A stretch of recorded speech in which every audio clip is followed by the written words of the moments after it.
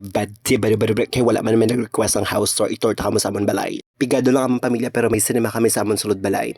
May tatters kag may gongcha. Essential lang sa mga tao kay mga bisita ni Mama. Po sa request mo ko sa akon nga tita nga magbutang sa posters ang A Little Bit Girl.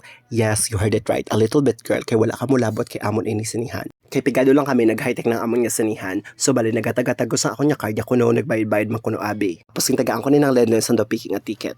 Kay tungod amon man ni sinihan so pag gusto na kami kung saan kami mag-start lang tao. So bali ginayo namon karpintero nga 11:45 lang kami malantaw sa amon sine.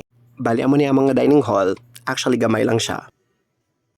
Kay beneficiaryo lang kami sa 4-piece amula ning amon nga parking lot. Biskan pagado lang ang pamilya hindi kami matapobre, gina-welcome naman pati ang mga langaw. Kay nakagraduate mako sa ALS, kabalo ko magdakop sang langaw. So ari dakpon ko na ang langaw. So gindakop kong langaw tapos nag-wish ako. Ang wish ko, tani madako pa ang langaw. Wish granted. Tapos kinsugo ko man amon ng manicurista nga magluto sa mga nuggets with different flavors. Ginpili ko ang sarisi kag bayabas flavor.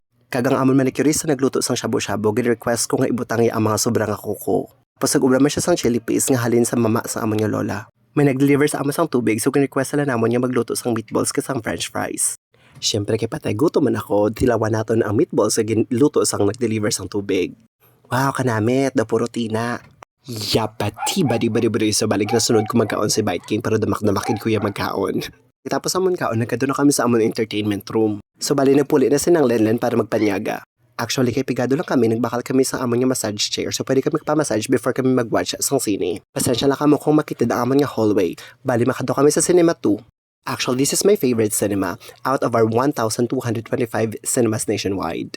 Nagpabutang man ko kayo ng giging sang signage ng R13. It means Resto 13.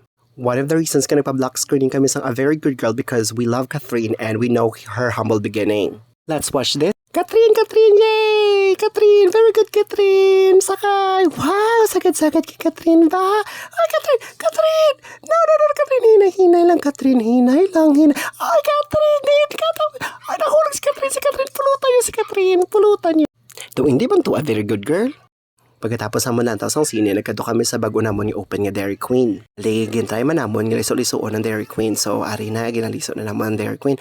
Oh, wala siya nahulog, diba? Pero kung mahulog sa okay lang kay amon man ni.